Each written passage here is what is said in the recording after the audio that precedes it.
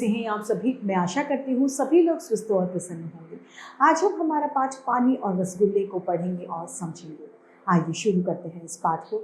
यह है पाठ 5, पानी और रसगुल्ले। 5वें पात्र हैं मन्नू, जो कि एक 8 से 10 साल का बच्चा है।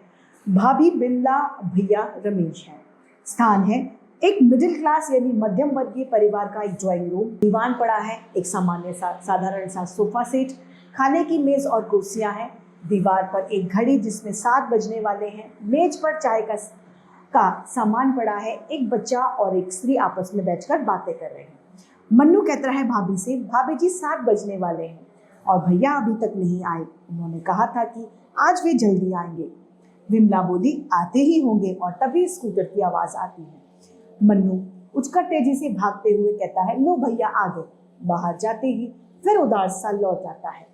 वह तो सोनी के पापा थे। विमला बोली, मन्नू तुम दूध पीकर खेलने जाओ, हो सकता है आज दफ्तर यानी ऑफिस कार्यालय में ज्यादा काम हो, शायद उन्हें देर हो जाए। मन्नू बोला, अभी भाभी जी भैया रसगुल्ले लाने वाले हैं, मुझसे उन्होंने कहा था। विमला बोली, अरे रसगुल्ले लाएंगे तो कहीं भाग थोड़े जाएंगे, खेलकर आकर खा लेना। मन्नू बोला, नहीं भाभी, ताजे ताजे रसगुल्ले खाऊंगा।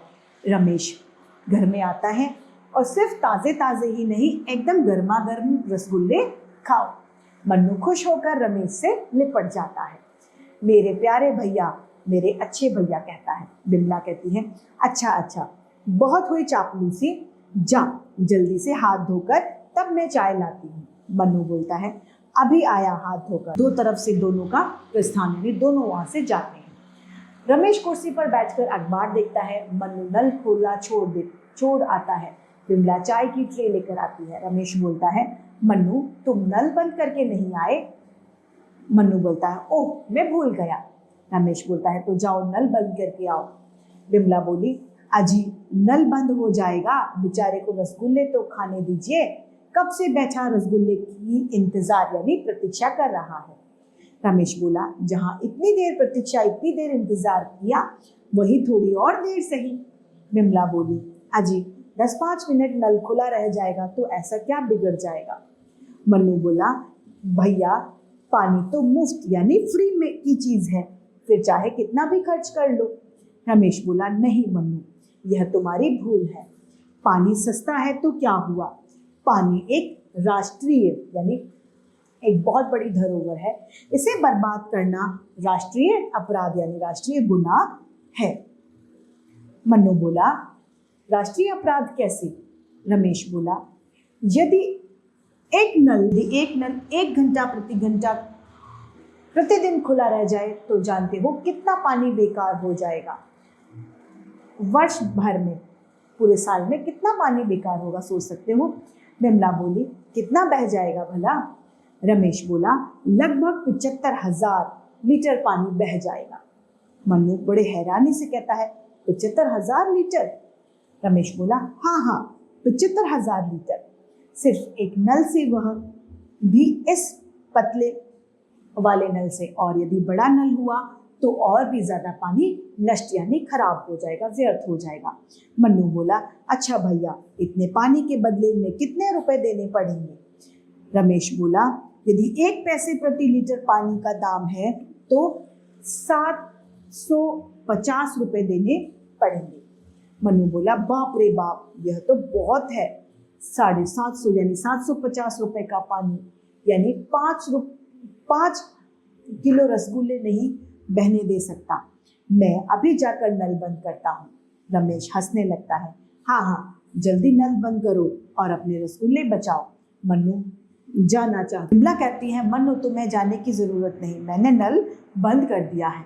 मन्नू कहता है, धन्यवाद भाभी जी, अब मैं रसगुल्ले खाता हूँ। चम्मच से रसगुल्ले काट कर खाता है। बिमला कहती है, एक बात मुझे समझाएंगे? रमेश बोला, क्या बताओ? बिमला बोली, हम जितना पानी बहाते हैं उसका तो हम पैसे देते हैं, फिर यह राष्ट्रीय अपराध कैसे हुआ? रमेश बोला, बिमला, हर चीज राष्ट्रीय धन है, इसका उपयोग पर प्रत्येक देशवासी का समान अधिकार है और उसकी बर्बादी राष्ट्रीय अपराध है, क्योंकि उसमें कम हो या अधिक होने से देश की आर्थिक प्रभावित होती है। मन्नू बोला, भैया अब कुछ कुछ मेरी समझ में भी आने लगा है। रमेश बोला, आओ तो बताओ मन्नू, हमारे नल में पानी कहाँ से आता है? मन्नू बोला, जी पानी की टंकी से हमारे यहाँ पानी आता है। रमेश बोला, जानते हो उस टंकी में पानी अपने आप नहीं पहुंचता, किसी नदी, झील या धरती के नीचे से बिजली की मशीन यानी मोटरों के द्वारा टंकी में पानी चढ़ाया जाता है, जिस पर काफी बिजली का खर्च होता है। मन्नू कहता है, हाँ भैया यह तो सही है। रमेश बोला, यही नहीं, तुम तो जानते हो कि सभी पानी पीने योग्य नहीं होता, सभी पानी हम पी नहीं सकते। टंकी तक पानी पहुंचने के पहले बिजली द्वारा चलने वाली मशीनों से काफी बिजली खर्च कर पानी को पीने लायक बनाया जाता है। इस तरह पानी बर्बाद करने से पानी के साथ साथ बिजली की भी बर्बादी हो जाती है, जो दूसरा राष्ट्रीय धन है। इससे कल कारखानों यानी फैक्ट्रियों में होने वाले उत्पादन में कमी आती है, क्योंकि सभी कल कारखाने बिजली से, सारी फैक्ट्रियां किससे चलती है? बिजली से चलती है। मन्नू बोला, यह तो मैंने सोचा ही नहीं था, अब समझ में आ गया कि इस छोटी सी बात का देश पर कितना प्रभाव पड़ता है। रमेश बोला, हाँ तुमने तो सुना ही होगा, कण कण जोड़े मन जुड़े, यानी थोड़ा थोड़ा जोड़ने से बहुत जुड़ जाता है, और यह गलती कोई अकेले हम ही नहीं करते। मन्नू बोला, अब समझा कि बिजली पानी कितने बड़े राष्ट्रीय धन है। रमेश बोला, चलो समझ तो गए। मन्नू बोला, अब रसगुल्ले खाएं? रमेश बोला, हाँ हाँ खूब मजे लेकर खाओ। मन्नू बोला, रसगुल्ले बाद में खाऊंगा, बराबर वाले कमरे में पंखा बिना किसी काम के चल रहा है, पहले उसे बंद कराऊं। रमेश बोला, ठीक है। जादू वह जो सिर चढ़कर बोले। हंसता हुआ मन्नू जाता है। बिमला बोली, अरे बातों में मैं भी किचन की लाइट बंद करना भूल गई, पहले बंद कर आऊं। जाने लगती है। रमेश खड़े होकर, हाँ हम सभी को राष्ट्रीय धन का सही प्रयोग करना चाहिए, उसे बर्बाद होने से रोकना चाहिए। और पर्दा गिरता है। पर्दा गिरते ही दर्शकों ने तालियों की गड़गड़ाहट से पूरा हॉल गूंज जाता है। इस पाठ से हमें शिक्षा मिलती है कि राष्ट्रीय धन का उचित उपयोग करें, पानी बिजली की वेस्टेज ना करें, व्यर्थ उन्हें बर्बाद ना करें। तो इसी के साथ ये पाठ समाप्त होता है और उम्मीद करती हूँ सभी को समझ में आया होगा। आज के लिए इतना ही, फिर मिलते हैं। धन्यवाद।